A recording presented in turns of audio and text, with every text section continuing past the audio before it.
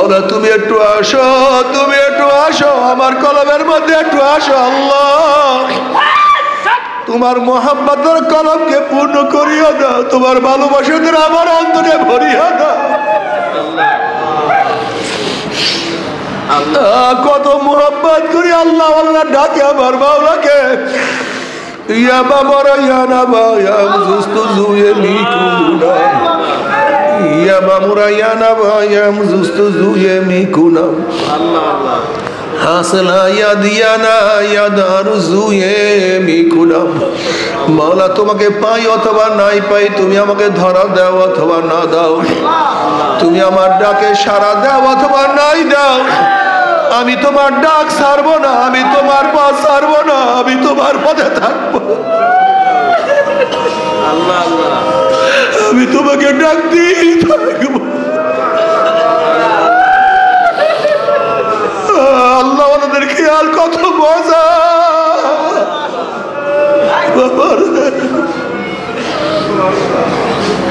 তাদের ছিল ফালাস্তুবানিহিনা উক্তালু মুসলিমান আলা আইয়ি যামবিন কানা ফিল্লাহি মাসরাই ওয়াযালিকা ফি যাতিল ইলাহি ওয়া ইন ইয়াশা ইউবারিক ফি আওসালি শিলবিন মুওয়াজ্জাই। কত মজার কথা। কলবটাকে পরিষ্কার, আল্লাহ কলবটাকে সাফ করিয়া দাও, কলবটাকে পরিষ্কার করিয়া কলব আল্লাহ আল্লাহ কলবটাকে সাফ করিয়া দাও। এইটা কিন্তু পরিষ্কার করতে পারে আল্লাহ। লা ইয়ানফাউ মালু ওয়ালা বানুনা ইল্লা মান আতাল্লাহা বিকলবিন সালিম। আল্লাহ কিয়ামতের ময়দানে একদল মানুষ এত সুস্থ কলব নিয়ে উঠবে, এত পরিষ্কার কলব, গুনাহ নাই, পাপ নাই, এত পাওয়ারফুল কলম নিয়ে কিয়ামতের ময়দানে উঠবে। কালবেরকে যেরকম আকাশের মধ্যে বীজ দিয়ে চমকাবার সাথে সাথে তারা আলো দুনিয়াতে পৌঁছিয়া যায়, তাদের কলবের পাওয়ার এত বেশি হবে, এক সেকেন্ডের মধ্যে পৌঁছে রাত পাড়ি দিয়ে মাওলার জান্নাতে চলিয়া যাবে। এত পাওয়ারফুল আল্লাহ আল্লাহ আল্লাহ এত পাওয়ারফুল কলব। কোনো গুনাহ নাই, কোনো টেনশন নাই, কোনো চিন্তা নাই, কোনো হিসাব নাই, কোনো নিকাশ নাই। হিসাবা ইয়াসিরা,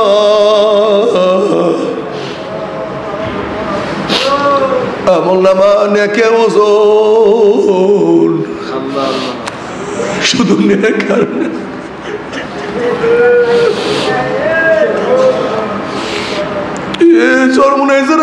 কলমটাকে পরিবর্তন করার, কলমটাকে সাধনা করার চেষ্টা করেন। কলমের মধ্যে কেবের না থাকে, কেবেরকে দূর করার চেষ্টা করেন। রিয়া যেন কলমের মধ্যে না থাকে। আমি যা কিছু করি আমার মাওলার জন্য, অন্য কার জন্য আমি কোনো ইবাদত করি না। আমি সেজদা দেই আমার মাওলার জন্য, আমি রুকু করি মাওলার জন্য, আমি বয়ান করি আমার মাওলার জন্য, আমি দাওয়াত দেই মাওলার জন্য, আমি ইলম অর্জন করি আমার মাওলার জন্য, আমি সব কিছু করি আমার মাওলার জন্য। ইন্না সলাতি ওয়া নুসুকি ওয়া মাহইয়ায়া ওয়া মামাতি লিল্লাহি রাব্বিল আলামিন। আমার জানি ইবাদত, আমার মাল ইবাদত, আমার এই সাধনা, আমার এই চেষ্টা একমাত্র আমার মাওলার জন্য। যদি কলবটাকে পরিষ্কার করতেই পারো, পৌঁছরাত পারি দিয়া মাওলার জান্নাতে চলিয়া যাবা। তুমি কি দেখো না রাবিয়া বসরি রাহমাতুল্লাহি আলাইহা এই কলবটাকে পরিষ্কার করার কারণে আমার মাওলা কি মর্যাদা তাকে দান করছে। একজন মহিলা, অনেকে বলে সে একজন বান্দি ছিলেন, একজন লিউন্ডি ছিলেন, বান্দি ছিলেন, চেহারাও ভালো ছিল না। রাবিয়া বসরি রাহমাতুল্লাহি আলাইহার চেহারাও ভালো ছিল না, গরিব ছিলেন, কিন্তু এত এত কামাই করছে। মাওলার মুহাব্বত কিভাবে অর্জন করছে আল্লাহ। একদিন রাবিয়া বসরি রহমাতুল্লাহ আলাইহার এক হাতে আগুন আর এক হাতে পানি নিয়ে তিনি দৌড়া শুরু করছে। লোকেরা প্রশ্ন, রাবিয়া কোথায় যাও, এক হাতে আগুন এক হাতে পানি কেন? রাবিয়া বসরি রহমাতুল্লাহ আলাইহা ফরমান, আমি আগুন দিয়ে মাওলার জান্নাতকে জ্বালাইয়া দেব এবং পানি দিয়ে আমার মাওলার জাহান্নামকে আমি নিভাইয়া দেব। দেখবো লুবির দলেরা কিসের আশায় মাওলার ইবাদত করে, আর দেখবো ভিতর দলেরা কিসের ভয় আমার মাওলার ইবাদত করে। ওরা তো জান্নাত পাওয়ার জন্য ইবাদত করে, ওরা জাহান্নামের ভয়ে ইবাদত করে। ওরা তো আমার মাওলার ভালোবাসায় ইবাদত করে না, ওরা তো আমার মাওলার প্রেমে পড়ে ইবাদত করে না। जन्नत दोज़ख से यार क्या करो, आरज़ू है मैं तुझे साथ देखा करो। बातु दोज़ख जन्नत है जा फिजा, बातु दोज़ख जन्नत है जा फिजा, बेतु जन्नत दोज़ख है दिलरुबा। মাওলা যদি দোজখে গিয়ে তোমাকে পাই, ওই দোজখ আমার জন্য জান্নাত হয়ে যাবে। আর জান্নাতে গিয়ে তোমাকে না পাইলে জান্নাত আমার জন্য জাহান্নাম হয়ে যাবে। আমি চাই শুধু তোমাকে তুমি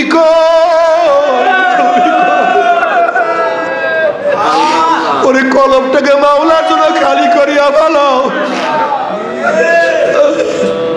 हर तमन्ना दिल से रुखसद हो गई, अब तू आजा, अब तो खिलवात आ गई। हर तमन्ना दिल से रुखसद हो गई, अब तू आजा, अब तो खिलवात आ गई। মাওলা অন্তর থেকে সব চিন্তা সব ভাবনা সব কিছু দূর করিয়া ফেলাইছি। মাওলা তুমি একটু আসো, তুমি একটু আসো আমার কলবের মধ্যে একটু আসো। আল্লাহ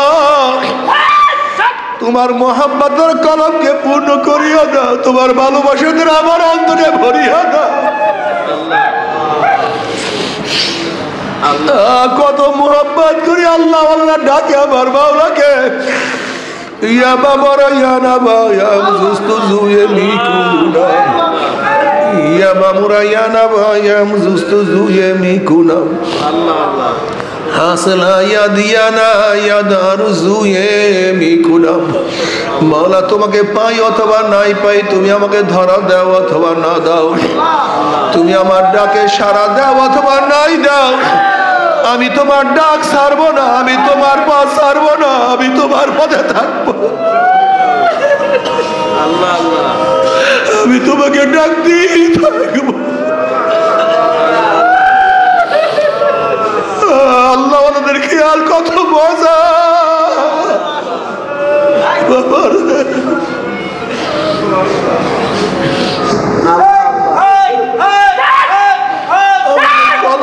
কত খারাপ, সারাদিন দুনিয়া দুনিয়া দুনিয়া দুনিয়া, নামাজ নাই রোজা নাই ইবাদত,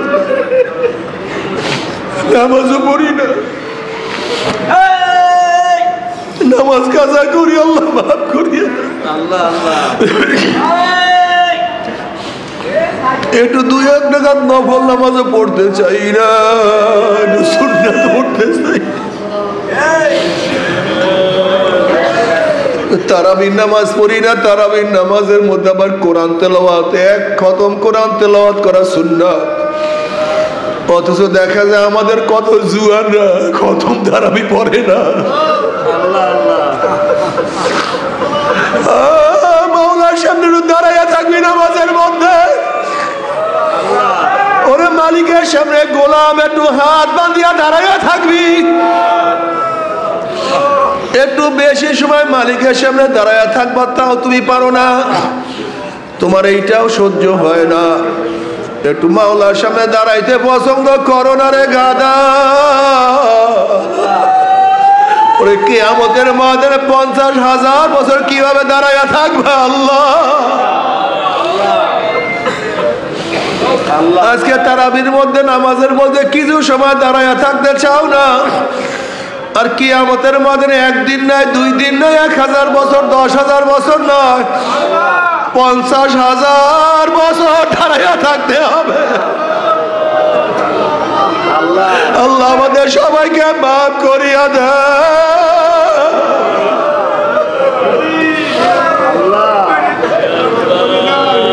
বাবারে কলমটাকে সোজা করো, কলমটাকে ঠিক করার চেষ্টা করো, রিয়া যেন না থাকে। কেবের উম্মুল আমরাজ, কেবের সবচেয়ে খারাপ। নিজেকে মিটায়া দাও, আর খোদা মুঝসে মুঝকো দূর কর। আল্লাহ তুমি আমাকে ভুলাইয়া দাও, আমি কিছু না।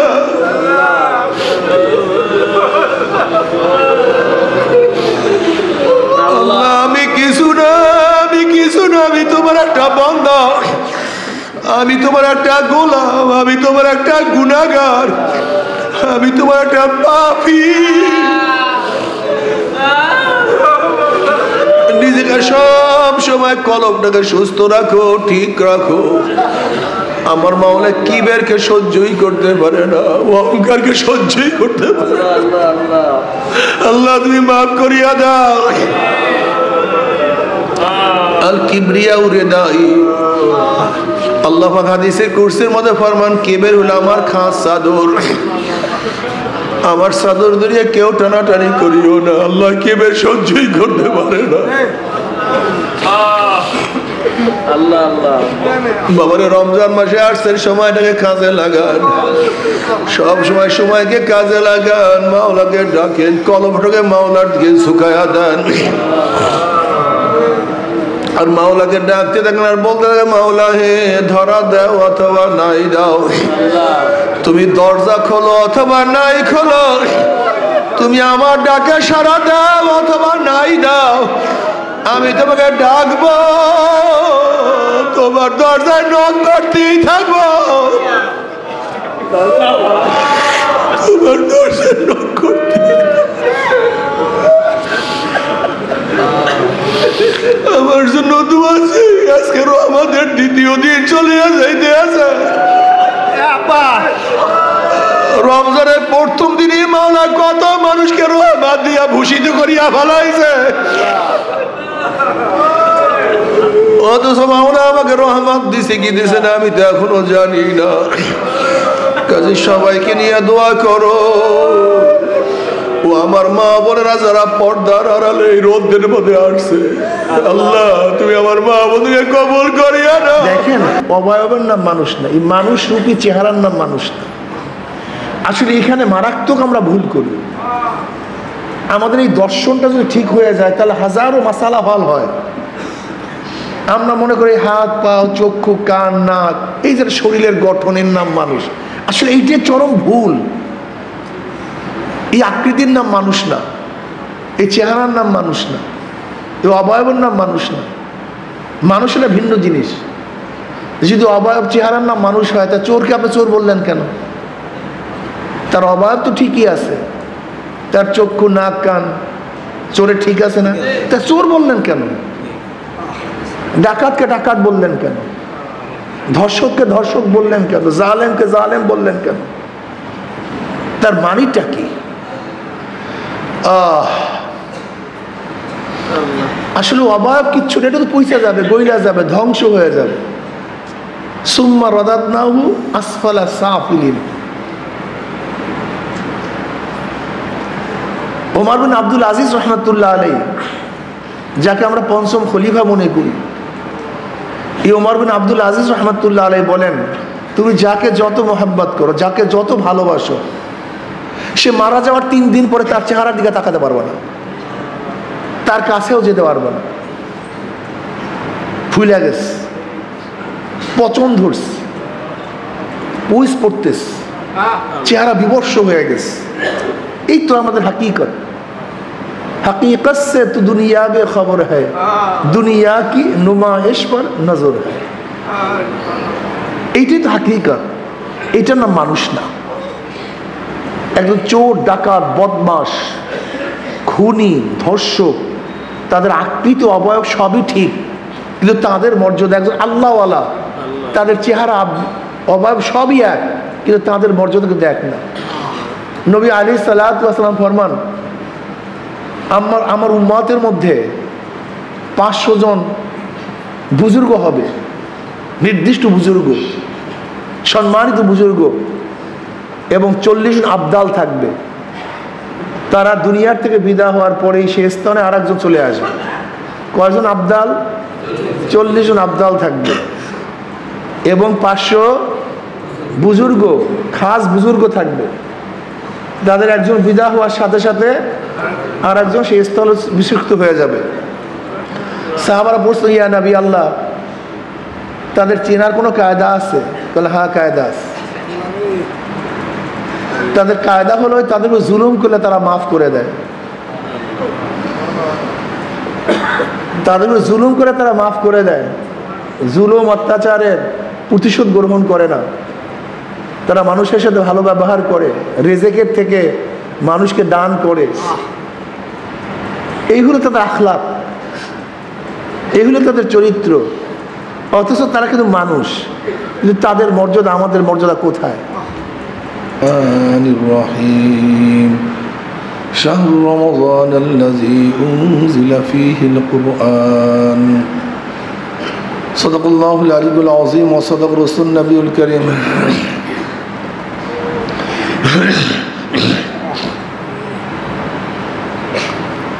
আল্লাহ পাক রব্বুল আলামিন দরবার লাখ শুকরিয়া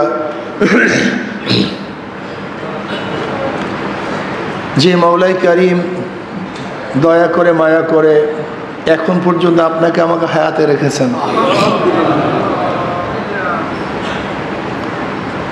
গোটা দুনিয়ার মধ্যে আজকে দিনও বহুত মানুষ দুনিয়ার থেকে বিদায় হয়ে গেছে। বাংলাদেশে বহুত মানুষ আজকে দুনিয়ার থেকে বিদায় হয়ে গেছে। বরিশাল জেলায় গিয়া দেখেন কত মানুষ, বরিশাল থানার মধ্যে, এমনকি ইউনিয়নের মধ্যেও মানুষ আজকে দুনিয়াতে নেই, কিন্তু আল্লাহ পাক আপনাকে আমাকে এখনো হায়াতে রেখেছে। কি নিয়ামত না ভাই? কত মানুষ জিন্দা আছে, অসুস্থ, বিছানায়, হসপিটালে, কেউ অ্যাক্সিডেন্ট, কেউ হার্ট ডিজিজ, কত ঝামেলার মধ্যে আছে, শেষ নাই, কিন্তু আল্লাহ পাক আপনাকে আমাকে সুস্থ রেখেছে।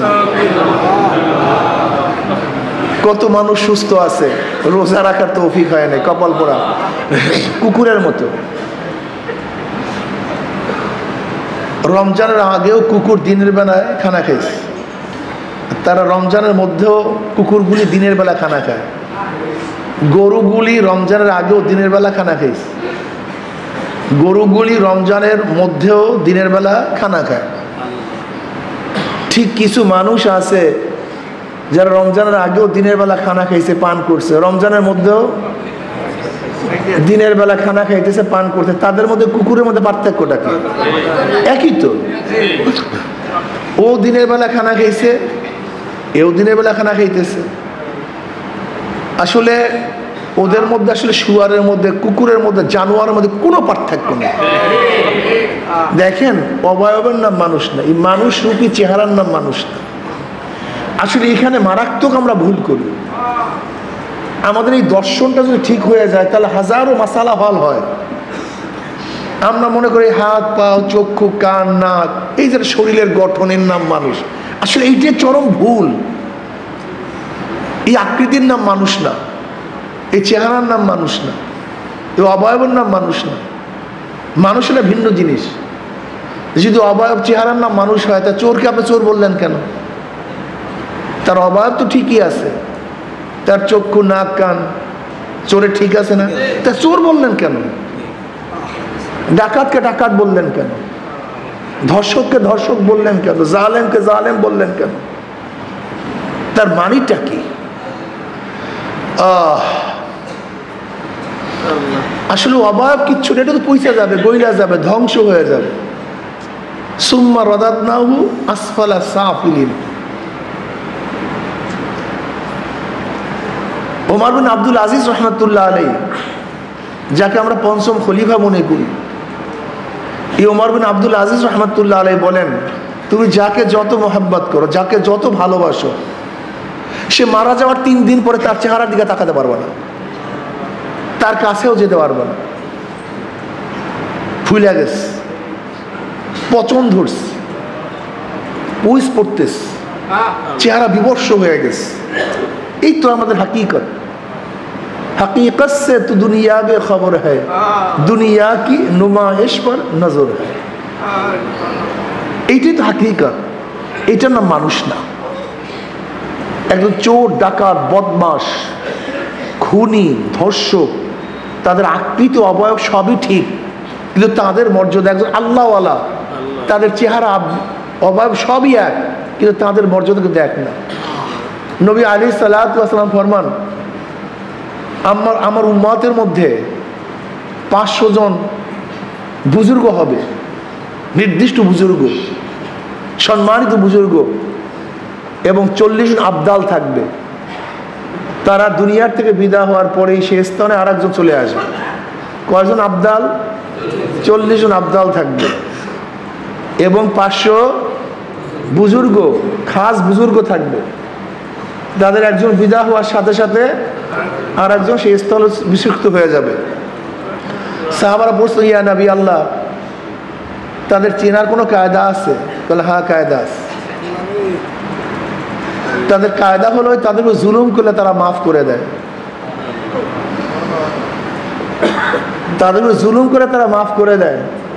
জুলুম, অত্যাচারের প্রতিশোধ গ্রহণ করে না।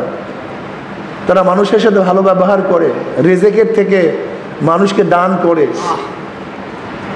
এইগুলো তাদের আখলাক, এগুলো তাদের চরিত্র।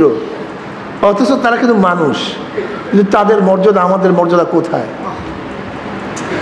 উমর ইবনে খাত্তাব রাদিয়াল্লাহু তাআলা আনহু ইসলাম গ্রহণ করার আগে যে চেহারা ছিল, ইসলাম গ্রহণ করার পরে একই চেহারা, চেহারার পরিবর্তন হয় না। কিন্তু কোথায় ওমর আর কোথায় সে আগের ওমর? ইসলাম গ্রহণ করার আগের ওমর আর ইসলাম গ্রহণ করার পরের ওমর কিন্তু এক ওমর না, কিন্তু চেহারার পরিবর্তন হয়নি। আমি বারবার এই কথাটাই বুঝাতে চাই যে আসলে মূল ব্যাপারটা কোন জায়গায়। কলব, আসলে খেলতাম আসলে কলব। উমর তো ইসলাম গ্রহণ করার আগেও সেই উমর, কিন্তু ইসলাম গ্রহণ করার পরের উমর কিন্তু এক উমর না। কোথায় কি পার্থক্য? দাহিয়াতুল কলবি রাদিয়াল্লাহু তাআলা আনহু ইসলাম গ্রহণ করার আগে তার খবর সবাই জানেন। জাহিলি যুগে কন্যা জন্মগ্রহণ করাটা এটা খুব লজ্জার বিষয় ছিল, আর ইসলামের মধ্যে কন্যা সন্তান জন্মগ্রহণ করা গৌরবের বিষয়। আর জাহিলি যুগে কন্যা সন্তান জন্মগ্রহণ করা খুব অপমান, লজ্জার বিষয়। এর জন্য ভদ্র বিশিষ্ট লোকেরা কোন কন্যা সন্তান জন্ম হওয়ার সাথে সাথে আল্লাহ তাদের হত্যা করত, তাদের জিয়াতা দাফন করত। আর সরদার দো আলম আলাইহিস সালাতু কি বলেছেন যে একটা কন্যা সন্তান জন্ম দিছে এবং তাকে লালন পালন করেছে, দিন শিক্ষা দিছে, আল্লাহ পাক রব্বুল আলামিন তার জন্য জান্নাত ওয়াজিব করে দিয়েছে। কি মর্যাদা দান করছে ইসলাম কন্যা সন্তানদের। অথচ জাহিলি যুগে কন্যা সন্তানদের কোনো মূল্য ছিল না, দাম ছিল না। দাহিয়াতুল কলবি রাদিয়াল্লাহু তাআলা আনহু একটা নয়, দুইটা নয়, নিজের হাতে 70টা নিজের ঔরাতজাত কন্যা সন্তান জেতা দাপন করছে। সম্ভব কিভাবে? জনাব মুহাম্মদ রাসূলুল্লাহ সাল্লাল্লাহু আলাইহি ওয়াসাল্লাম দরবারে আসছে, বলি, ইয়া নবী আল্লাহ, আমি পাপিষ্ট, আমি বদকার, আল্লাহ কি আমার গুনাহ মাফ করবেন? নবী আলাইহিস সালাতু বলেন, দাহিয়া, তওবা করো, ইস্তেগফার করো, মাওলার কাছে মাফ চাও, আল্লাহ সমস্ত গুনাহ খাতা মাফ করে দেবেন। দাহিয়াতুল কলবি রাদিয়াল্লাহু ইয়া নবী আল্লাহ, ইয়া রাসূলুল্লাহ, আমি ওই গুনার কথা ভুলতে পারি না, ওই অপরাধের কথা ভুলতে পারি না। আমাকে বারবার সেই অপরাধ আমাকে নাড়া দেয়, আমি সহ্য করতে পারি না। ইয়া নবী আল্লাহ, ইয়া রাসূলুল্লাহ, আমার স্ত্রীর গর্ভে একটা সন্তান আসছে, আমি সফরে গেলাম, অনেক দিন পর সফর থেকে আসছে। আমি স্ত্রীকে বললাম, তোমার সন্তানের অবস্থা কি? সে কি জন্ম হয় নাই? বলছি সে মারা গেছে। অথচ আমার সেই সন্তান মারা যায় নাই, আমার সন্তানটা ছিল একটা মেয়ে সন্তান, কন্যা সন্তান, আমি তাকে মেরে ফেলবো এই ভয়ে আমার স্ত্রী তাকে তার নানা বাড়িতে রাখছে, আমার ঘরেতে রাখে নাই। কন্যা সন্তান রাস্তায় বড় হয়েছে। আপনারা জানেন দাহিয়াতুল কলবি রাদিয়াল্লাহু তাআলা আরবের মধ্যে সবচেয়ে বেশি আকর্ষণীয় চেহারা ছিল, সবচেয়ে বেশি সুন্দর ছিল। এমনকি দাহিয়াতুল কলবি রাদিয়াল্লাহু এত বেশি সুন্দর ছিল, সে রাস্তায় যখন নামতেন সবসময় মুখ আবৃত্তি করে নামতেন, ফিতনার ভয়ে। মহিলারা সহ্য করতে পারতো না তাকে দেখলে, এত আকর্ষণীয় চেহারা ছিল। বুঝেন তো তার কন্যা কেমন চেহারাওয়ালা, ফুটফুটে চাঁদের মতো, এত সুন্দর। বাচ্চা কথা বলতে পারে, বাবাকে বাবা ডাকে, 4-5 বছর বয়স, চিনতে পারে, দেখতে পারে, আদর করতে পারে, স্নেহ করতে পারে, মোহাব্বত করতে পারে, ভালোবাসতে পারে। এই অবস্থা, এত সুন্দর চেহারা।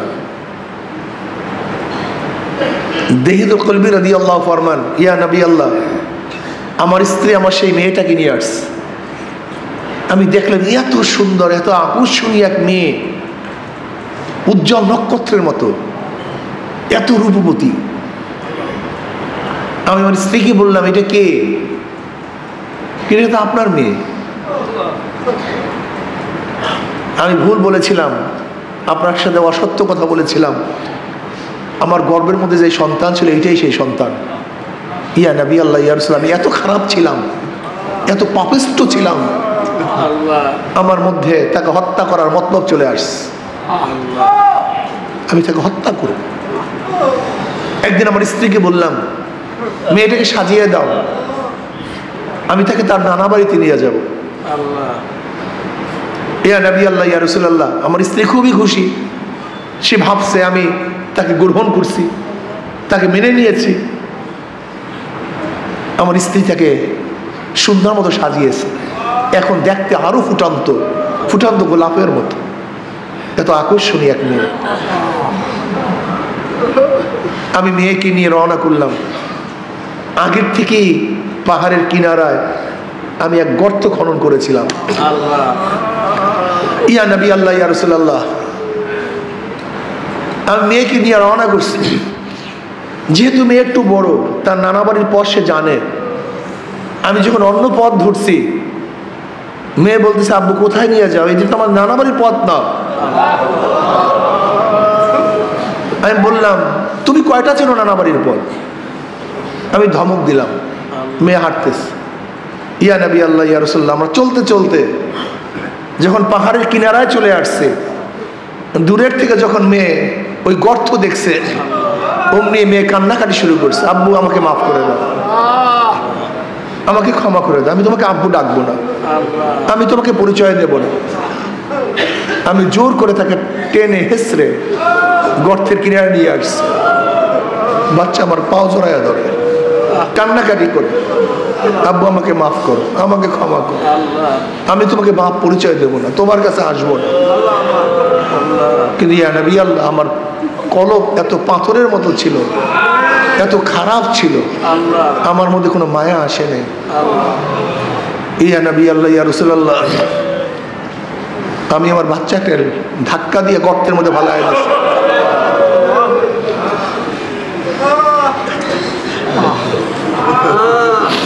বাচ্চাটা চিল্লায়,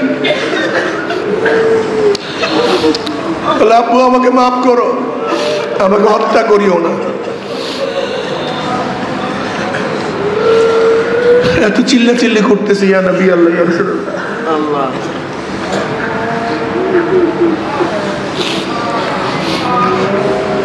আমার মনের মধ্যে কোনো কমতি আসে না, নরমি আসে না।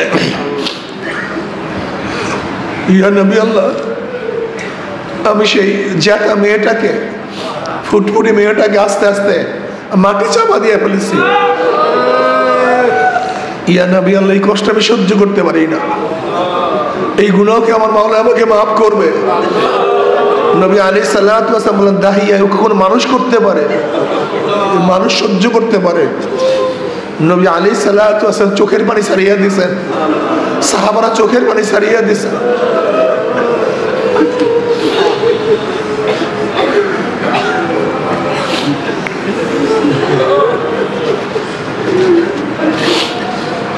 ইয়া নবী, এই গুনাহকে আমার মাওলা মাফ করবে।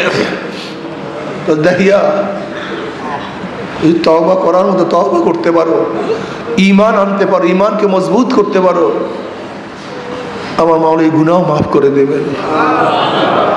এই দাহিয়াতুল কলবি রাদিয়াল্লাহু তাআলা এত নিকৃষ্ট ছিলেন, কিন্তু ঈমান আনার পর, ইসলাম গ্রহণ করার পরে জিবরিল আলাইহিস সালাতু ওয়াস অধিকাংশ সময় এই দাহিয়াতুল কলবি রাদিয়াল্লাহু তাআলা আনহুর সুরাত ধরে তারপর দুনিয়াতে আসতেন। বাবার চেহারার নাম মানুষ না, এইটার নাম মানুষ না।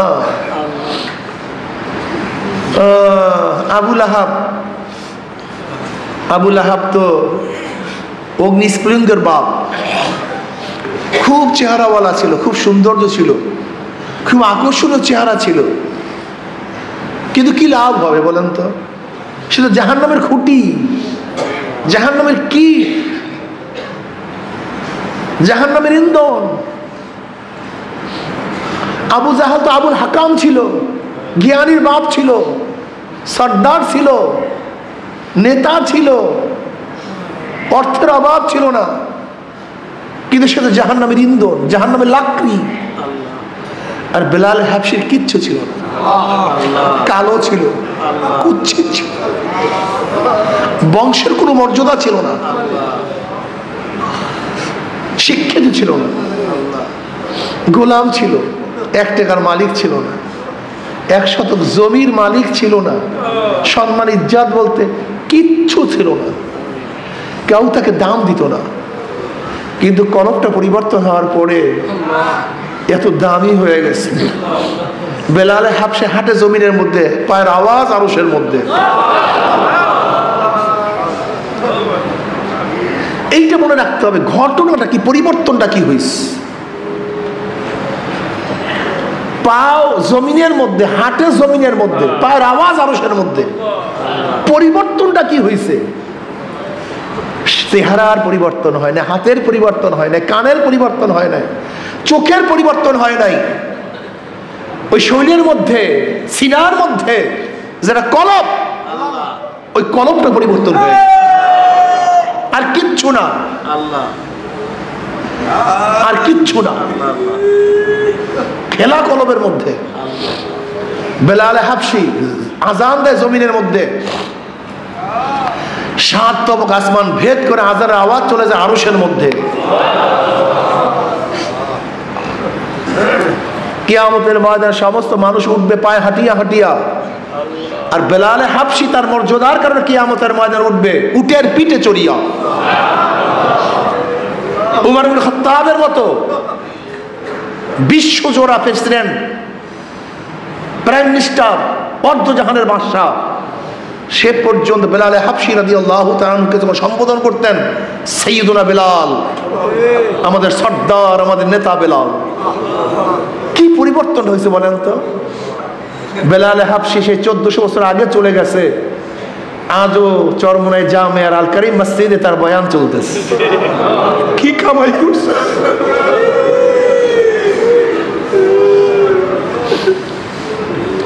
আসলে বাবা আমি বারবার বলতে চাই, এগুলো অবয়বের নাম, চেহারার নাম, হাতের নাম, পায়ের নাম, চোখের নাম, এর নাম মানুষ না, এর কোনো দাম নাই, এর কিচ্ছু না।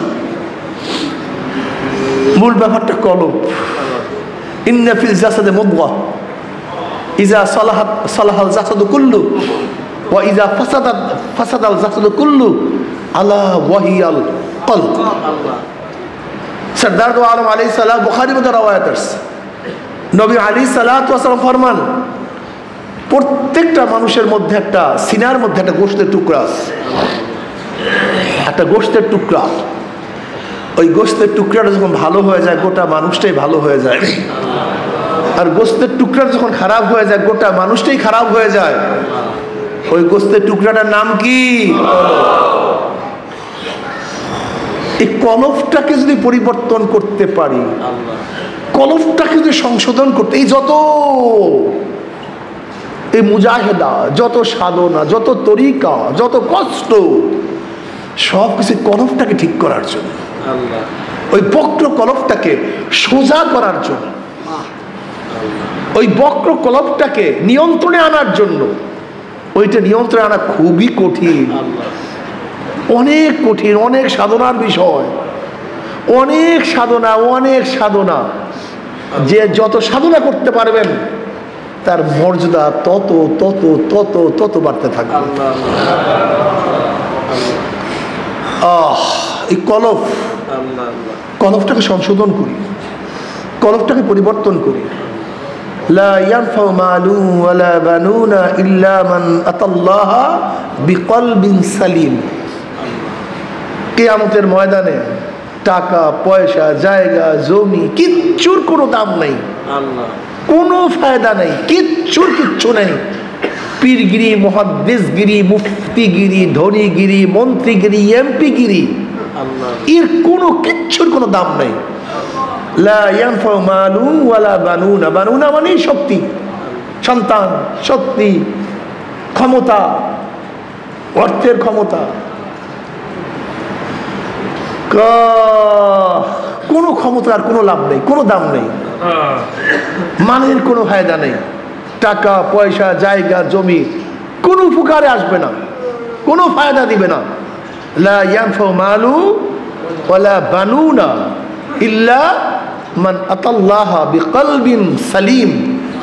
সালিম মানে সুস্থ, রোগ মুক্ত, ভেজাল মুক্ত, যার মধ্যে কোনো গুনাহ নাই, পবিত্র, স্বচ্ছ, সুন্দর যে কলব, সেই কলবই একমাত্র উপকারে আসবে, সেই কবল একমাত্র মুক্তি পাবে।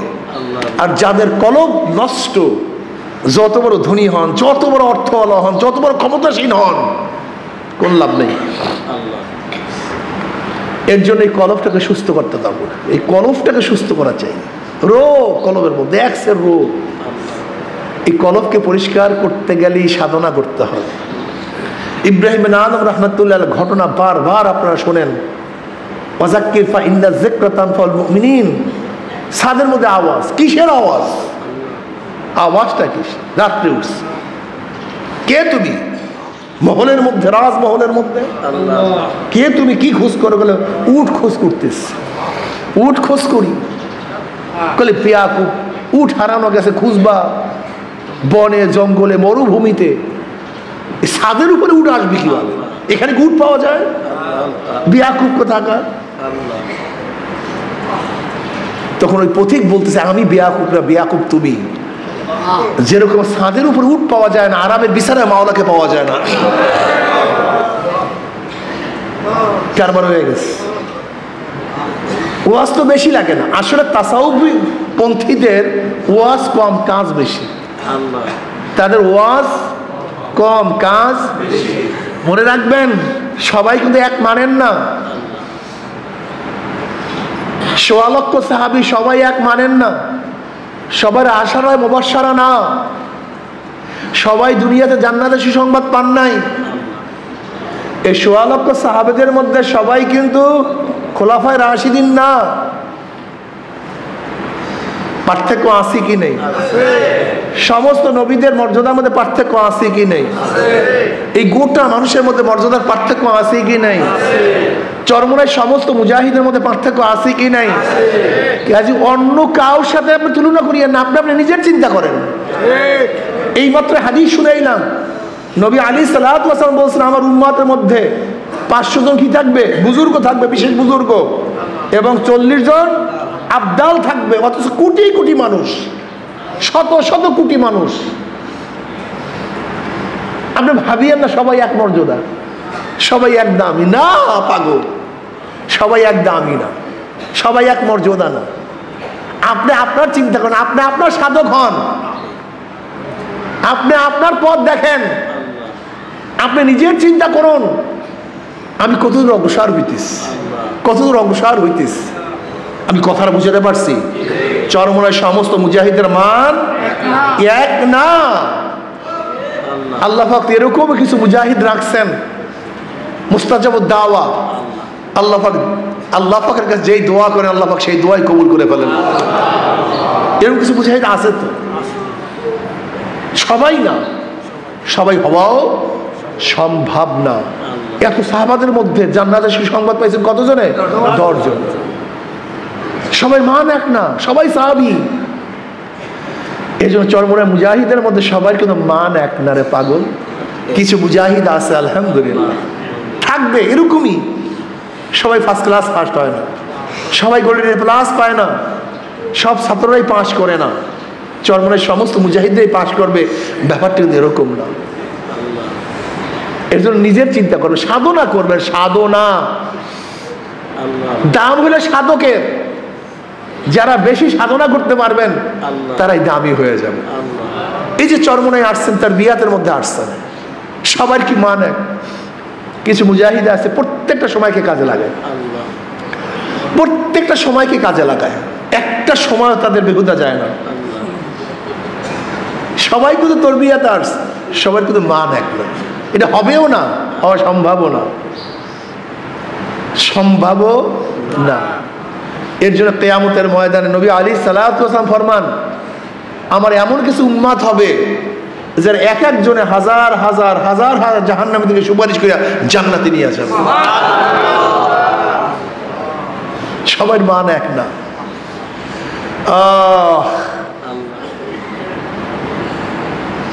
সাধনা করতে হবে। রশিদ আহমদ গঙ্গুই রহমতুল্লাহ আলাই, রশিদ আহমদ গঙ্গুই রহমতুল্লাহ আলাই ফারেক হওয়ার পরে হাজী সাহেব রহমতুল্লাহ আলাই একই সাথে গেলেন হাজী সাহেব রহমতুল্লাহর কাছে বয়াত হওয়ার জন্য। কাসেম নামদ রহমতুল্লাহ আলাইয়ের সাথে একই সাথে হাজী সাহেব রহমতুল্লাহ কাছে বয়াত হওয়ার পরে গেছে, বয়াত হওয়ার জন্য গেছেন। বয়াত হওয়ার পরে হালাত কি, হালাতের মধ্যে কি যে পার্থক্য চলে আসছে, যার চিন্তা করতে পারবেন না। কি পার্থক্য চলে আসছে। সাধনা করতে করতে করতে করতে রশিদ আহমদ গঙ্গুর আহমদ কুতুবুল আলম হয়ে গেছে। কুতুবুল আলম, গোটা আলমের কুতুব তিনি। কেমন কুতুব ছিলেন?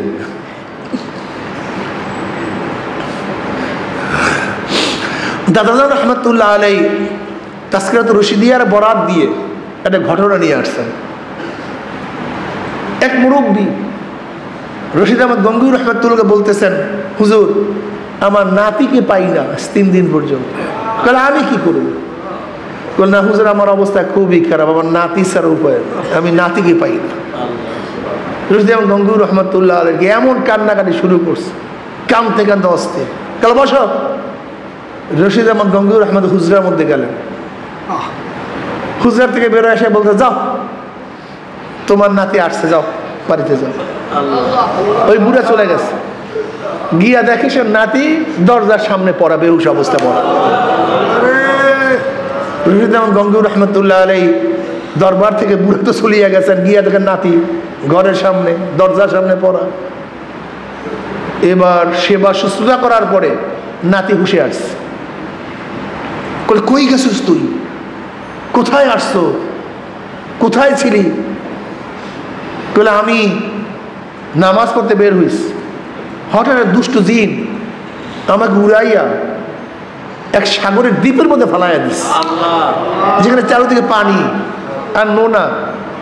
আমি ঘুরতেছি, আমার জীবনের মায়া শেষ, আর আসতে পারো বুঝি নেই। চারিদিকে সাগর, মাঝখানে দ্বীপ, খাওয়ার কোনো ব্যবস্থা নাই, পানাহারের কোনো ব্যবস্থা নাই, পানি মুখে দেয়া যায় না, এত নুন।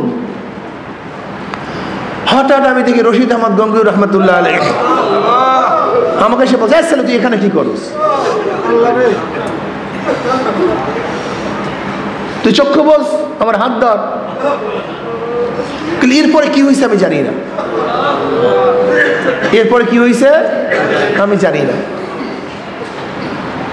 কি বুঝলেন? আল্লাহর কুতুবদের হালাত, তাদের অবস্থা, এটা সবসময় হওয়া সম্ভব না। এটা আল্লাহ প্রদত্ত। এটা কার প্রদত্ত? এটা আল্লাহ প্রদত্ত। বুখারীর মধ্যে বহুত রওয়ায়াত আসছে, কারামতের বহুত রওয়ায়াত আসছে, সাহাবাদের থেকে কারামতের বহুত ঘটনা আসছে। বুখারীর মধ্যে এক রওয়ায়াত আসছে, 2 সাহাবী নবী আলাইহিস সালাতু ওয়াস সালামের দরবার থেকে রাতে নামলেন, অন্ধকার, কিন্তু যখনই নামছেন দেখে সামনে একটা আলো। তারা হাঁটতেছেন, আলো সামনে পথ দেখাইতেছে। তারা অনেক দূর যাওয়ার পরে 2 জনের রাস্তা ভাগ হয়ে গেছে, একদিকে আরেকজন অন্যদিকে। আলোটা ভাগ হয়ে উভয়কে আলো দেখতে দিতে ঘর পর্যন্ত পুছাইয়া দিস। বুখারীর মধ্যে রওয়ায়াত আছে।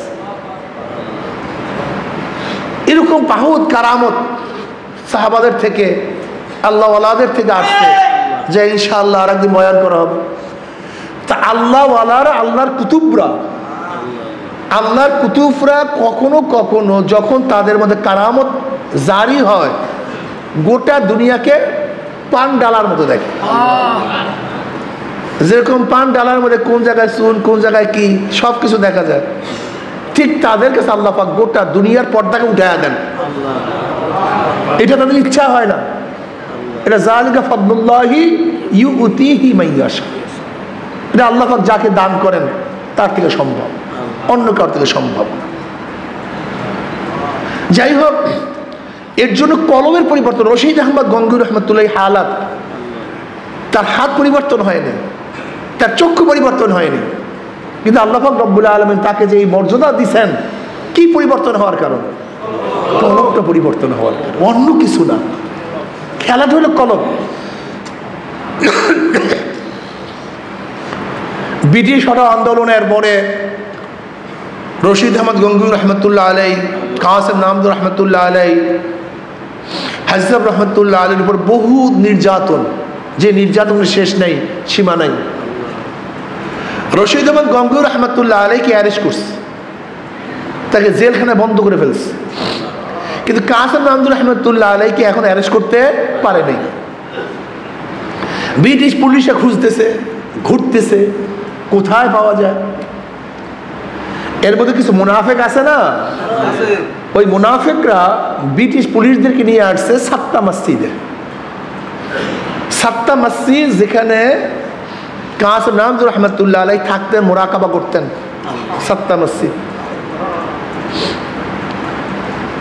হজরত কাসেম নামদুর রহমতুল্লাহ সাত্তা মসজিদের মধ্যে এর শাখের পরে, এর মধ্যে ওই মুনাফেক বাহিরের থেকে, মসজিদের বাহিরের থেকে ব্রিটিশ পুলিশদেরকে বলতেছে, ওই যে দেখো, ওইটা কাসেম নানুতি, ওইটাই কি কাসেম নানুতি। এর মধ্যে পিছন থেকে দেখছে তো মুনাফেক তো চলে গেছে, পুলিশ অন্যদিক দিয়ে ঢুকছে, আসিয়া কাসেম নানুতুর রহমতুল্লাহকে বলতেছেন, কাসেম নানুতি কি, কোথায়? কাসেম নানুতুর রহমতুল্লাহ আলাই তার জায়গা থেকে সরে বলতেছে, একটু আগে তো ওখানে ছিল, একটু আগে তো, এটার নাম মান্তিক, তাকিয়া। কাসেম নানুতুর রহমত ইমামুল মান্তিক ছিলেন, মান্তিক ইমাম ছিলেন, মারাত্মক মান্তিকি ছিলেন কাসেম নানুতুর রহমতুল্লাহ আলাই, অনেক মান্তিকি ছিলেন।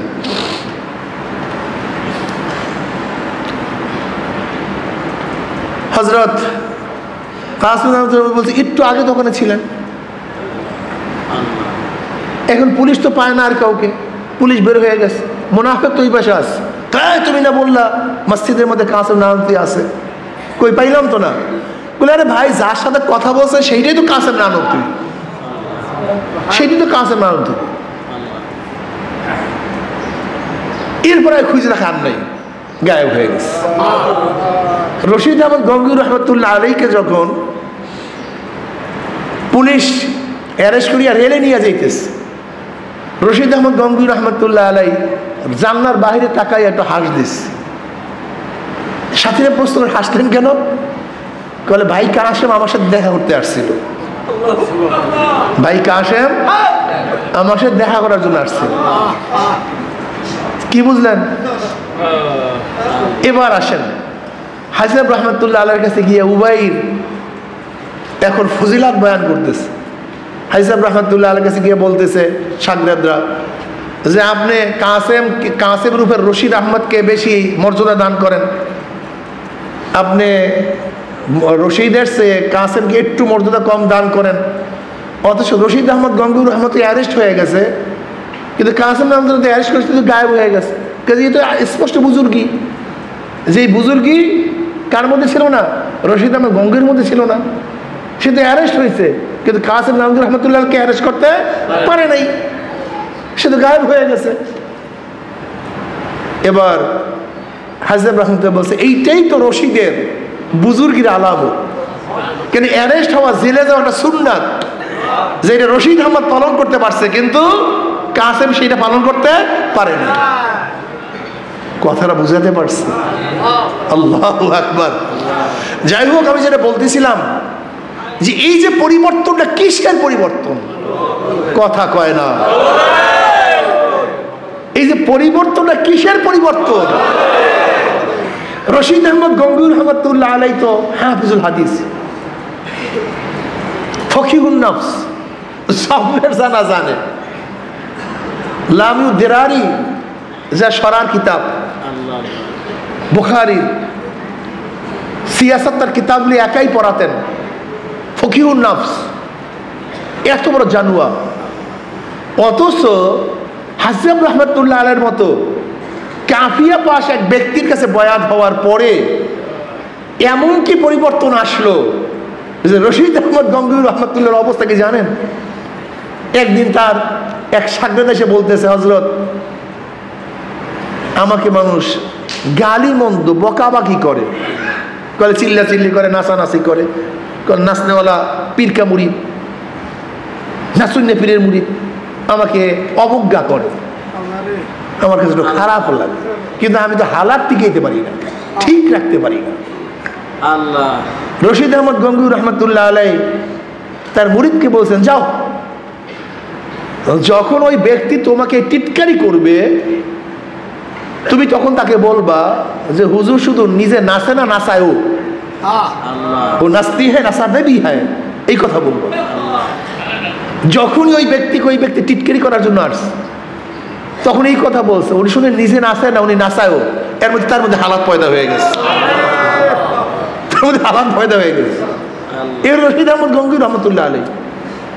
রশিদ আহমদ গঙ্গুর রহমতুল্লাহ আলাইহি জুতার পায়ের আওয়াজে আল্লাহ পাক কলব খুলে দিতেন, মাসালা বুঝে আসতো। থানবী রহমতুল্লাহ আলাইহি একটা মাসালা জিজ্ঞাসা করার জন্য রশিদ আহমদ গঙ্গুর রহমতুল্লাহ কাছে গেছেন। রশিদ আহমদ গঙ্গুর রহমতুল্লাহ খবর দেওয়া হয়েছে যে আশরাফ আলী আসছে। আশরাফ আলী থানবী রহমতুল্লাহ রশিদ আহমদ গঙ্গুর রহমতুল্লাহ আলাইহি অনেক জুনিয়র, অনেক জুনিয়র। আশরাফ আলী থানবী রহমতুল্লাহ আলাইহি রশিদ আহমদ গঙ্গুর রহমতুল্লাহ আলাইহির কাছেই বয়াত হওয়ার জন্য গেছিলেন, তার কাছে বয়াত হবেন। কিন্তু রশিদ আহমদ গঙ্গুর রহমতুল্লাহ বলছেন, না আশরাফ আলী তুমি একটা কাজ করো, আমার কাছে বয়াত না হয়ে হাসিব রহমতুল্লাহ বয়াত হও, তা আমরা পীর ভাই হয়ে যাব। যাই হোক, মাসালা হল করার জন্য গেছেন আশরাফ আলী থানবী রহমতুল্লাহ আলাইহি রশিদ আহমদ গঙ্গুর রহমতুল্লাহ আলাইহির কাছে, মাসালা হল করো।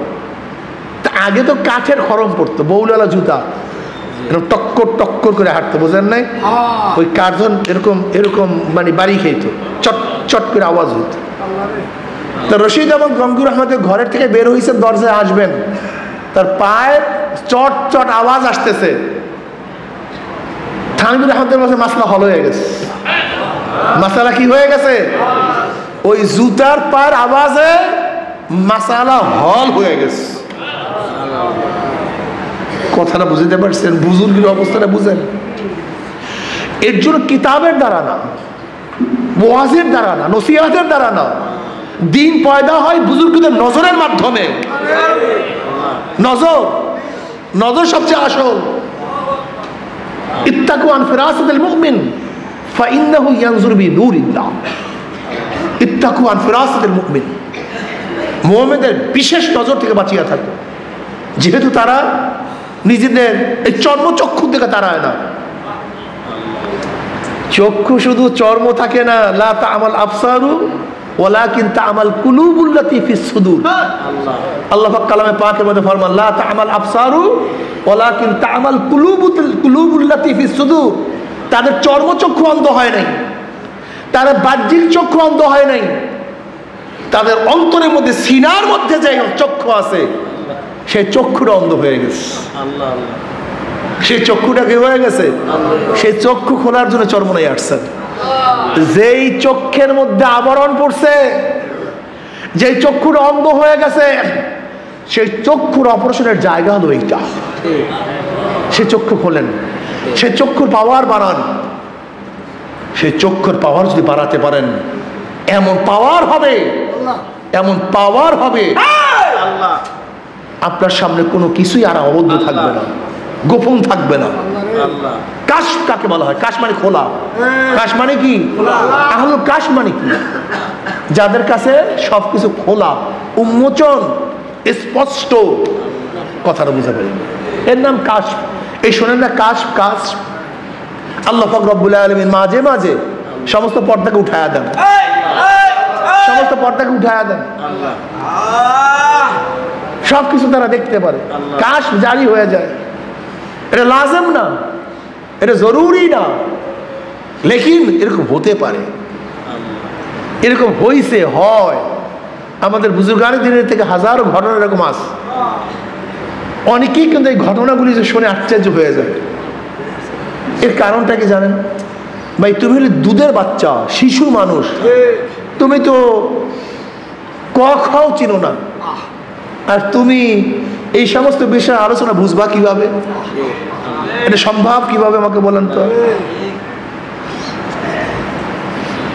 খুবাইব রাদিয়াল্লাহু তাআলা আনহু, তাকে যখন আবদ্ধ করা হয়েছে, হারেসের মেয়ে বলতেছে যে হারেসকে হত্যা করার কারণে, হযরত খুবাইব রাদিয়াল্লাহু তাআলাকে হত্যা করার জন্য তার ছেলেরা তাকে খরিদ করছে। বুখারীর মধ্যে রওয়ায়াত আছে। হারেসের মেয়ে বলতেছে খুবাইবের চেয়ে উত্তম বন্দী আমি কোনোদিন দেখি নেই। খুবাইব রাদিয়াল্লাহু তাআলা কত আখলাকি ছিলেন। খুবাইব রাদিয়াল্লাহু তাআলা বসা, ঘরে এক শিশু বাচ্চা তার কোলে। এবার তো ভয় পেয়ে গেছে ঘরের সবাই যে শত্রুর কাছে আমাদের বাচ্চা, এখন তো হত্যা করবে, গলা টিপে ধরবে। খুবাইব রাদিয়াল্লাহু বুঝতে পারছেন। তিনি বললেন তোমরা ভয় পেও না, এই বাচ্চাকে আমি হত্যা করবো না, এর সাথে কোনো খারাপ ব্যবহার করবো না। হারেসের মেয়ে বলতেছে আমি দেখছি খুবাইবকে তাজা আঙ্গুরের থোকের থেকে আঙ্গুর খাইতেছে, অথচ এই সময় আরবের মধ্যে কোনো আঙ্গুর নাই, আরবের মধ্যে কোনো আঙ্গুর নাই, কিন্তু তাজা আঙ্গুরের থোকের থেকে আমি নিজে আঙ্গুর খাইতে দেখছি। খুবাইব রাদিয়াল্লাহু তাআলা আনহুকে যখন শুলে চড়াবার জন্য নিয়ে যাওয়া হইতেছে, তখন খুবাইব রাদিয়াল্লাহু বললেন আমাকে 2 রাকাত নামাজ পড়ার সুযোগ দাও, আমাকে 2 রাকাত নামাজ পড়ার সুযোগ দাও। কাল যাও পড়ো। খুবাইব রাদিয়াল্লাহু তাআলা আনহু হালকা, খুব সহজে 2 রাকাত নামাজ পড়লেন। তখন তিনি বললেন সালাম ফিরাবার পরে, দেখো আমি নামাজ আরো দীর্ঘ করতাম, কিন্তু আমি দীর্ঘ করি নাই কেন? তোমরা ভাববা আমি মৃত্যুর ভয়ে নামাজকে দীর্ঘ করতেছি। তোমরা ভাববা মৃত্যুর ভয় আমি নামাজকে লম্বা করতেছি, এর জন্য আমি নামাজকে হালকা করছি। এরপর হযরত খুবাইব রাদিয়াল্লাহু তাআলা আনহুকে যখন শুলে চড়াবার জন্য প্রস্তুতি নিস, তখন তিনি বললেন ওয়ালাস্তু উবালি হিনা উক্তালু মুসলিমান, হিনা উক্তালি মুসলিমান আলা আইয়াজান মান কানা ফিল্লাহি মাসরাই ওয়া যালিকা ফি যাতিল ইলাহি ওয়া ইয়াশা ইউবারিক ফি আওসালি শিলবি মুমাজ্জাই। ফালাস্তু উবালি হিনা উক্তালু মুসলিমান, আমার কোনো টেনশন নাই, কোনো চিন্তা নেই, যেহেতু আমি মুসলমান অবস্থায় শাহাদাত বরণ করতেছি। ওয়ালাস্তু উবালি হিনা উক্তালু মুসলিমান, যেহেতু মুসলমান অবস্থায় মারা যাইতেছে, শহীদ হইতেছে, আমার টেনশন কি, আমার চিন্তা কি? আলা আইয়া শাক্কিন কানা ফিল্লাহি মাসরাই, অন্য রওয়ায়াতে আলা আইয়া জানমান কানা ফিল্লাহি মাসরাই।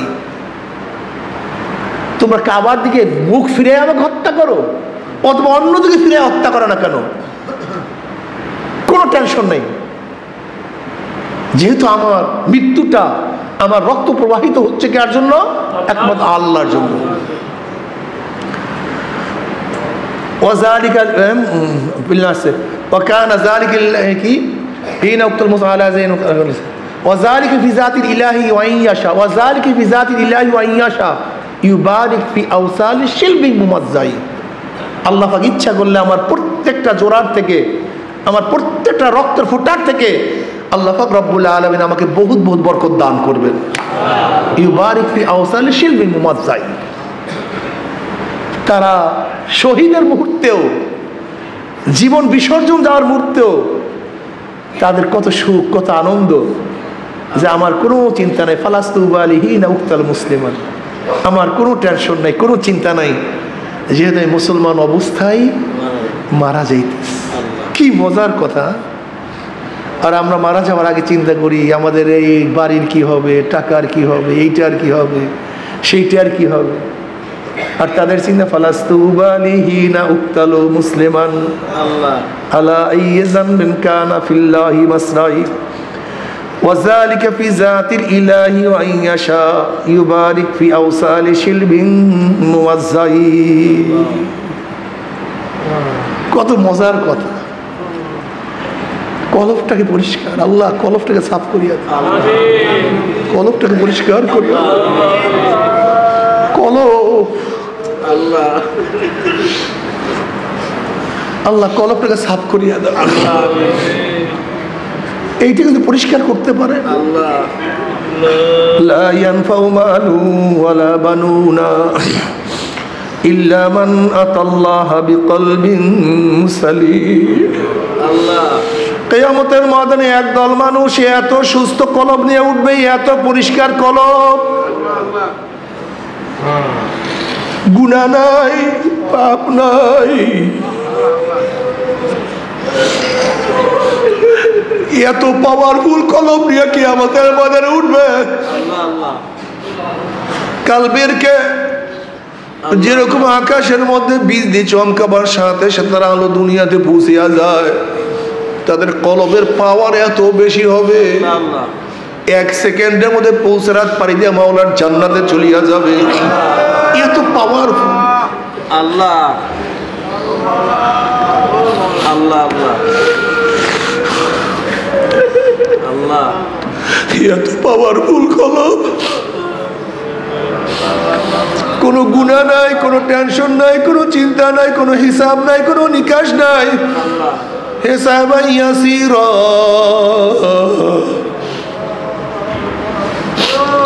আমলনামা নেকে ওজন, শুধু নেকার।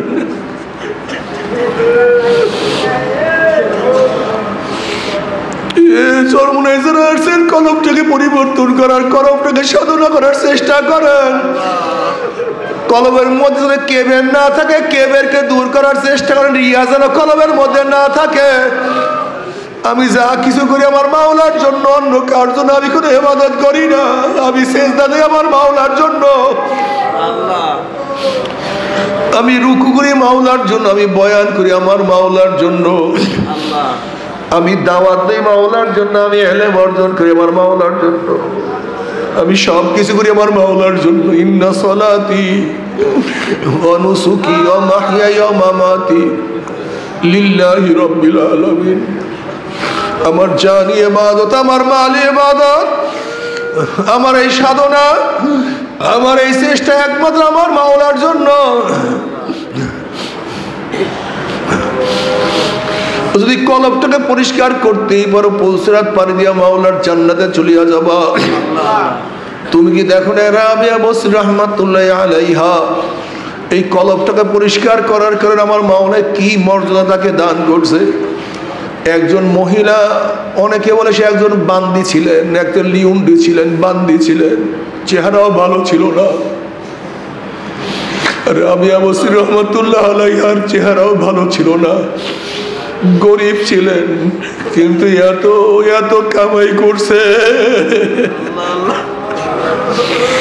মাওলার মোহাব্বত কিভাবে অর্জন করছে আল্লাহ। একদিন রাবিয়া বসরি রাহমাতুল্লাহ আলাইহার এক হাতে আগুন আর এক হাতে পানি নিয়ে তিনি দৌড়া শুরু করছে। লোকেরা প্রশ্ন, রাবিয়া কোথায় যাও, এক হাতে আগুন এক হাতে পানি কেন? রাবিয়া বসরি রাহমাতুল্লাহ আলাইহা ফরমান, আমি আগুন দিয়ে মাওলার জান্নাতকে জ্বালাইয়া দেব এবং পানি দিয়ে আমার মাওলার জাহান্নামকে আমি নিভাইয়া দেব। দেখবো লুবির দলেরা কিসের আশায় মাওলার ইবাদত করে, আর দেখবো ভিতুর দলেরা কিসের ভয় আমার মাওলার ইবাদত করে। ওরা তো জান্নাত পাওয়ার জন্য ইবাদত করে, ওরা জাহান্নামের ভয়ে ইবাদত করে। ওরা তো আমার মাওলার ভালোবাসায় ইবাদত করে না, ওরা তো আমার মাওলার প্রেমে পড়ে ইবাদত করে না। जन्नत दोज़ख से यार आप क्या करो, आरज़ू है मैं तुझे साथ देखा करो।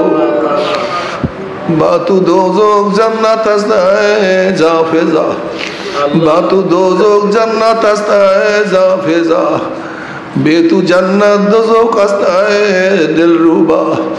মাওলা যদি দোজখে গিয়ে তোমাকে পাই, ওই দোজখ আমার জন্য জান্নাত হয়ে যাবে। আর জান্নাতে গিয়ে তোমাকে না পাইলে জান্নাত আমার জন্য জাহান্নাম হয়ে যাবে। আমি চাই শুধু তোমাকে, তুমি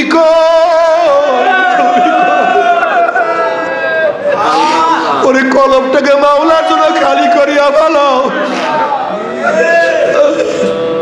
हर तमन्ना जैसे रुखसद हो गई, अब तू आजा, अब तो खिलवात आ गई। हर तमन्ना जैसे रुखसद हो गई, अब तू आजा, अब तो खिलवात आ गई। মাওলা অন্তর থেকে সব চিন্তা, সব ভাবনা, সব কিছু দূর করিয়া ফেলাইছি। মাওলা তুমি একটু আসো, তুমি একটু আসো, আমার কলবের মধ্যে একটু আসো। আল্লাহ তোমার মোহাম্মতের কলবকে পূর্ণ করিয়া দাও, তোমার ভালোবাসাদের আমার অন্তরে ভরিয়া দাও। কত মোহাম্মত করি আল্লাহ আল্লাহ ডাকে আমার মাওলাকে। ইয়া বাবা ইয়া নাবা ইয়া মুস্তুজু ইয়ামিকুনা, ইয়া মামুরা ইয়া নাবা ইয়া মুস্তুজু ইয়ামিকুনা, আল্লাহ আল্লাহ হাসলা ইয়া দিয়ানা ইয়া দারুজু ইয়ামিকুনা। মাওলা তোমাকে পাই অথবা নাই পাই, তুমি আমাকে ধরা দাও অথবা না দাও, তুমি আমার ডাকে সাড়া দাও অথবা নাই দাও, আমি তোমার ডাক ছাড়বো না, আমি তোমার পথ ছাড়বো না, আমি তোমার পথে থাকবো। আল্লাহ আল্লাহ আমি তোমাকে ডাক দিয়ে থাকবো। আল্লাহ আমাদের খেয়াল কত মজা।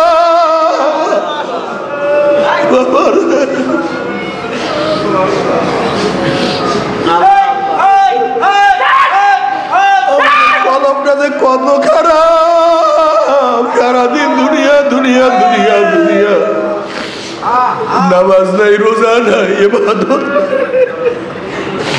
নামাজও পড়ি না, নামাজ কাজা করি, আল্লাহ মাফ করিয়া। একটু দুই এক টাকা নফল নামাজও পড়তে চাই না, একটু সুন্নাত পড়তে চাই। তারাবির নামাজ পড়ি না, তারাবির নামাজের মধ্যে আবার কোরআন তেলাওয়াত, এক খতম কোরআন তেলাওয়াত করা সুন্নাত। অথচ দেখা যায় আমাদের কত জুয়ানরা খতম তারাবি পড়ে না। মাওলার সামনে দাঁড়াইয়া থাকবি নামাজের মধ্যে, ওরে মালিকের সামনে গোলাম একটু হাত বাঁধিয়া দাঁড়াইয়া থাকবি। একটু বেশি সময় মালিকের সামনে দাঁড়াইয়া থাকবা, তাও তুমি পারো না, তোমার এইটাও সহ্য হয় না। একটু মাওলার সামনে দাঁড়াইতে পছন্দ করো না রে গাদা। ওরে কিয়ামতের ময়দানে 50,000 বছর কিভাবে দাঁড়াইয়া থাকবে আল্লাহ। আজকে তারাবির মধ্যে, নামাজের মধ্যে কিছু সময় দাঁড়াইয়া থাকতে চাও না, আর কিয়ামতের ময়দানে একদিন নয়, 2 দিন নয়, 1000 বছর, 10,000 বছর নয়, 50,000 বছর দাঁড়াইয়া থাকতে হবে। আল্লাহ আমাদের সবাইকে মাফ করিয়া দেয়।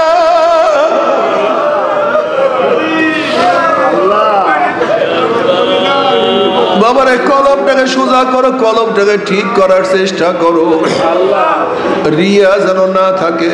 কেবে উম্মুল আমরাজ, কেবের সবচেয়ে খারাপ। নিজেকে মিটায়া দাও,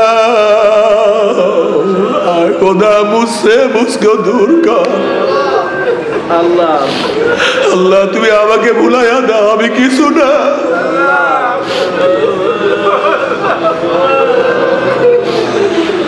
আল্লাহ আমি কিছু না, আমি কিছু না, আমি তোমার একটা বান্দা, আমি তোমার একটা গোলাম, আমি তোমার একটা গুনাহগার, আমি তোমার একটা পাপী। নিজেকে সব সময় কলমটাকে সুস্থ রাখো, ঠিক রাখো। আমার মাওলা কিবেরকে সহ্যই করতে পারে না, অহংকারকে সহ্যই করতে পারে না। আল্লাহ তুমি মাফ করিয়া দাও। আল কিবরিয়াউ রিদাই, আল্লাহ পাক হাদিসে কুরসির মধ্যে ফরমান, কিবের হলো আমার খাস চাদর, আমার চাদর ধরিয়া কেউ টানাটানি করিও না। আল্লাহ কিবের সহ্যই করতে পারে না। বাবারে রমজান মাসে আসছেন, সময়টাকে কাজে লাগান, সব সময় সময়কে কাজে লাগান। মাওলাকে ডাকেন, কলমটাকে মাওলার দিকে ঝুঁকায়া দেন। আর মাওলাকে ডাকতে থাকেন আর বলতে থাকেন, মাওলা হে ধরা দাও অথবা নাই দাও, তুমি দরজা খোলো অথবা নাই খোলো, তুমি আমার ডাকে সাড়া দাও অথবা নাই দাও, আমি তোমাকে ডাকবো, তোমার দরজায় নক করতেই থাকবো, তোমার দরজায় নক করতে। আমার জন্য দোয়া আছে, আজকে আমাদের দ্বিতীয় দিন চলে যাইতে আছে। রমজানের প্রথম দিনই মাওলা কত মানুষকে রহমত দিয়া ভূষিত করিয়া ফেলাইছে,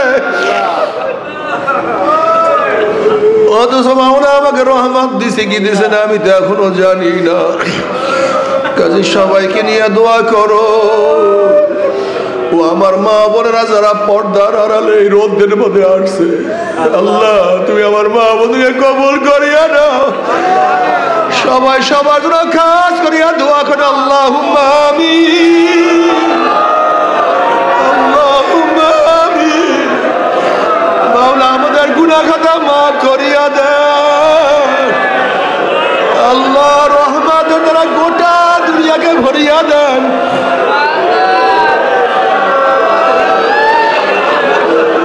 আল্লাহ রহমতের দ্বারা গোটা দুনিয়াকে ভরিয়া দেন। আল্লাহ রহমতের দ্বারা গোটা দুনিয়ার গোটা মাখলুকাত রহমত নাযিল করেন। আল্লাহ আমাদের দেশের উপর রহমত নাযিল করেন, আমাদের উপর রহমত নাযিল করেন। আল্লাহ রহমত থেকে মাহরুম করিয়েন না, আল্লাহ রহমত থেকে মাহরুম করিয়েন না।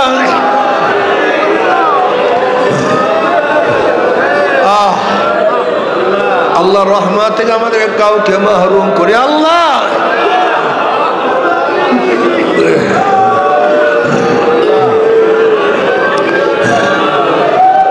আল্লাহ আমাদের সবাইকে মাফ করিয়া দেন,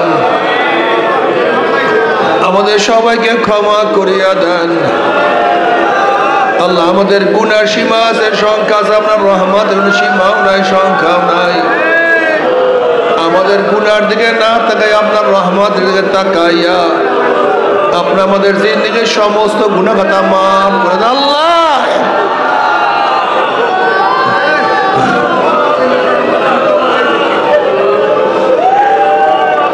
আল্লাহ আমরা যারা হাত তুললাম আমাদের সবাই রহমত নাযিল করেন, আমাদের পরিবার পরিজন সবাই রহমত নাযিল করেন, আমাদের আওলাদ খাস রহমত নাযিল করেন। আল্লাহ আমাদের সবাইকে আপনার ওলি হিসেবে কবুল করে নেন, আল্লাহ আপনার ওলি হিসেবে কবুল করে নেন।